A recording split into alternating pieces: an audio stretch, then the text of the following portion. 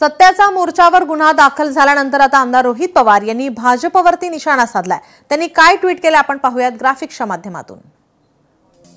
सत्याचा मोर्चा काढला म्हणून आमच्यावर गुन्हे दाखल करणाऱ्या सरकारचे डोके ठिकाणावर आहे का?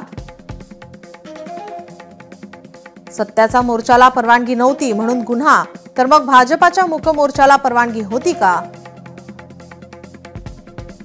परवानगी नसेल तर रवींद्र चव्हाणांवर गुन्हा दाखल का नाही? मूक मोर्चाला परवानगी दिली असेल तर सत्याच्या मोर्चाला परवानगी का दिली नाही, असा सवाल रोहित पवार यांनी उपस्थित केलाय। आधार कार्डचा डेमो दाखवला म्हणून आपल्यावर गुन्हा, सत्याचा मोर्चावर गुन्हा दाखल।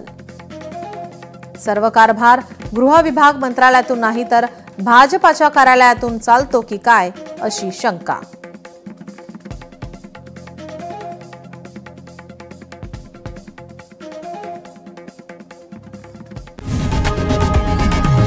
लोकशाही मराठी ऐका, पहा, जागरूक रहा।